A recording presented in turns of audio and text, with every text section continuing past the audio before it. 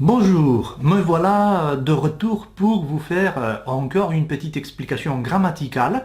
Cette fois, je vais vous parler des pronoms compléments, qui est un sujet que parfois est un petit peu difficile, hein, qui vous donne des problèmes. Particulièrement, vous avez toujours des doutes entre le choix de la forme pronominale, directe ou indirecte, justement parce que vous ne savez pas très bien parfois si le complément d'un certain verbe, dans un cas donné, est direct ou indirect. Hein. C'est par exemple le choix entre je lui appelle ou je l'appelle. Hein. C'est ce type de choses, hein, que parfois vous ne maîtrisez pas très bien. D'accord? Donc, comment faut-il prendre la décision entre lui et le, dans ce cas par exemple? Alors, il faut penser à la forme du verbe à l'infinitif. Hein.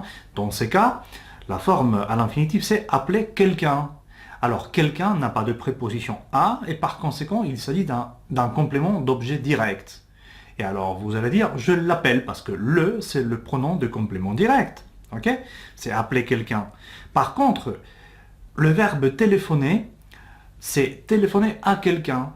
Alors, quelqu'un est précédé de la préposition à, et par conséquent, c'est un complément d'objet indirect. Et donc, vous allez dire, je leur téléphone et non je les téléphone. Okay? Il y a d'autres verbes qui permettent, qui ont parfois deux compléments différents. Un complément d'objet direct et un complément d'objet indirect. Et vous pouvez remplacer l'un ou l'autre. Alors, par exemple, si vous avez la phrase « je lui apporte le sel » ou « je l'apporte le sel », quelle est la phrase correcte? Alors, vous devez penser, c'est apporter quelque chose à quelqu'un. Quelque chose, complément direct, et à quelqu'un, complément d'objet indirect. Alors, c'est « je lui apporte le sel ». Okay? Parce que c'est apporter quelque chose à quelqu'un. Mais il y a aussi l'autre possibilité, hein, dans la phrase « je lui apporte à Pierre » ou « je l'apporte à Pierre ». Alors là, l'apporte, c'est le complément d'objet direct, bien sûr. Ok? Pour compliquer un petit peu les choses, il y a aussi des verbes exceptionnels qui permettent les deux structures. Par exemple, payer, hein, vous pouvez dire payer quelqu'un. Par exemple, je paye mes employés par virement bancaire. Je les paye, les employés. Par contre, il y a aussi la structure alternative, payer quelque chose à quelqu'un. Et alors, vous pouvez faire la phrase « je leur paye à mes employés, je leur paye le salaire ». Et alors, la grande question philosophique, le grand doute existentiel que vous avez toujours quand vous arrivez à ce point, c'est comment savoir dans chaque cas s'il s'agit d'un complément direct ou indirect. Alors, excusez-moi, il n'y a pas de solution possible, hein, il faut les étudier au cas par cas. Chaque verbe a une structure ou plusieurs structures différentes que vous devrez apprendre. Mais cela dit, il y a quelques petites astuces, vous savez que j'adore les astuces, hein, et il y a quelques petites astuces que vous pouvez utiliser pour deviner ou pour essayer de deviner un petit peu quelle est la structure du verbe. Alors, la première astuce, c'est que le verbe de communication, dans la plupart des cas, sont normalement suivis d'un complément indirect. Alors, vous allez dire parler à quelqu'un et non parler quelqu'un, c'est parler à quelqu'un. Alors, complément d'objet indirect. Téléphoner à quelqu'un, s'adresser à quelqu'un, écrire à quelqu'un, etc., etc. La deuxième astuce que je vous donne, hein, dans les cas où vous aurez un verbe avec deux compléments, vous pouvez faire confiance à votre langue maternelle. Hein, parce que normalement, dans toutes les langues, ce type de verbe se comporte de la même manière. C'est un petit peu la même chose. Et la troisième astuce, si la première et la deuxième ne fonctionnent pas, vous pouvez par défaut assumer qu'il s'agit d'un complément direct. Hein, s'il n'y a qu'un complément, vous ne savez pas si c'est un complément d'objet direct ou indirect, par défaut, moi, je choisirais le direct. Mais si vous avez un dictionnaire à portée de main, utilisez-le, parce que c'est toujours la meilleure solution, hein, de le consulter. Bon. Puis, il y a les formes du pronom complément. Là, quand vous voyez, les problèmes se trouvent toujours à la troisième personne, que ce soit du singulier ou du pluriel, hein, parce que c'est là où il va y avoir une différence entre le et lui ou entre les et leur, d'accord? Dans la phrase Pierre me donne la recette ou Pierre me flatte, il n'y a pas de différence. Dans un cas, me est un pronom de complément direct, dans l'autre de complément indirect. Mais c'est la même forme, c'est me. Donc vous n'avez pas besoin de vous casser la tête. Par contre, si vous mettez la même phrase, ou si vous faites la même phrase, mais à la troisième personne, alors là, il y a déjà un problème, parce que vous devez faire le choix. Entre Pierre le donne la recette, ou Pierre lui donne la recette, là, vous avez déjà un problème. Ou Pierre le flatte, et Pierre lui flatte. Là, vous devez déjà réfléchir. Okay? Parce qu'il s'agit de la troisième personne, et là, la forme est différente. Okay? Donc ça, c'est important. Un autre point important qui vous donne des problèmes, souvent, c'est la confusion entre le et en. D'accord? Parfois, vous les confondez.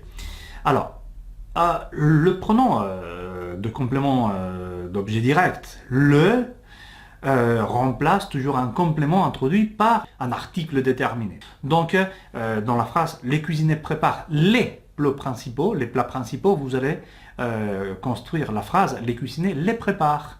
Par contre, dans la phrase « Les cuisiniers préparent des plats principaux », vous devez obligatoirement utiliser le pronom « en ». Hein, et vous devez dire « Les cuisiniers en préparent » et non « Les cuisiniers les préparent ». Hein, vous voyez la différence? Un autre grand problème que vous avez d'habitude, c'est la double pronominalisation. Si vous avez deux pronoms, quel est l'ordre que vous devez utiliser pour mettre les deux pronoms? Là, c'est un problème. Hein. Donc là, je vous donne un exemple. Dans la phrase « Je passe l'assiette à ma copine », vous pouvez remplacer l'assiette et dire « Je la passe à ma copine ».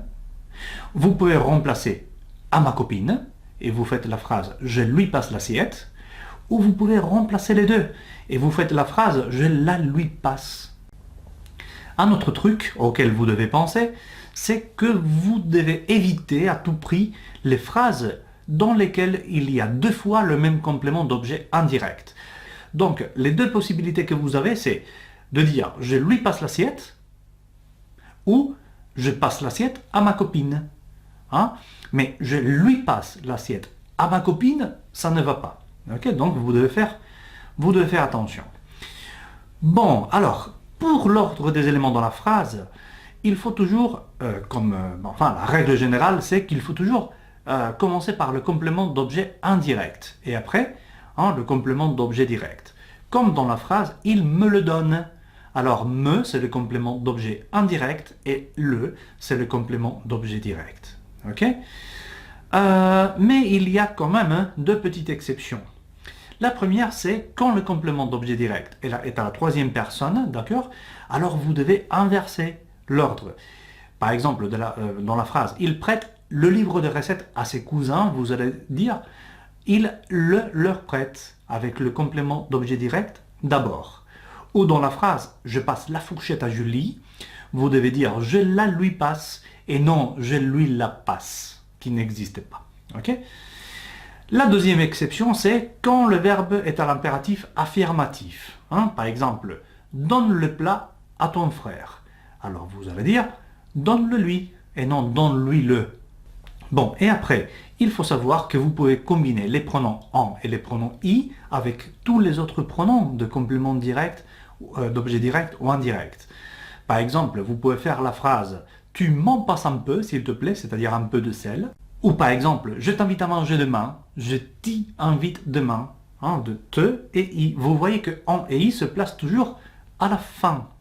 Mais attention, si vous avez les deux dans la même phrase, en et i, d'abord, vous devez placer i et après vous devez placer en. Par exemple, des noisettes, il y en a dans la cuisine. En résumé, vous devez toujours suivre l'ordre des éléments que je vous présente dans la diapositive.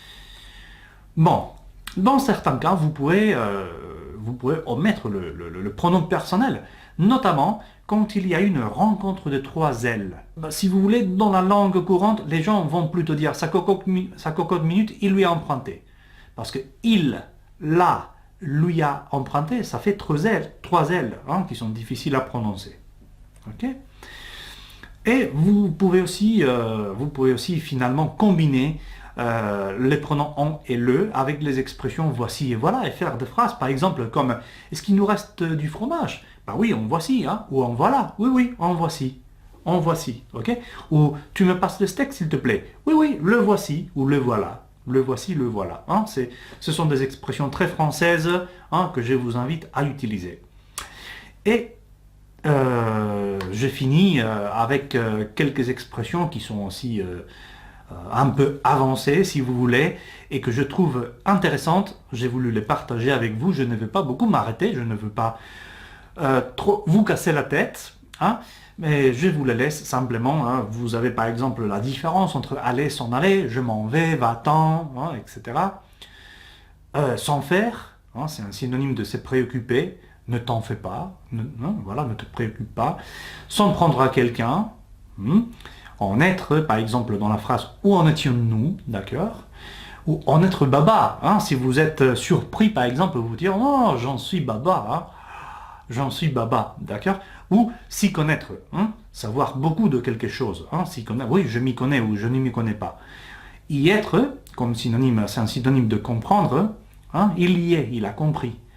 Ou finalement l'expression y compris, hein, ça veut dire inclus. Hein. Par exemple, j'ai déjà dégusté tous les plats du menu, y compris les grenouilles grillées, hein, si vous aimez les grenouilles. Donc ben voilà, hein, c'est tout pour aujourd'hui. J'espère que vous aurez bien compris. Ok, donc ben voilà, merci beaucoup et amusez-vous bien. À la prochaine.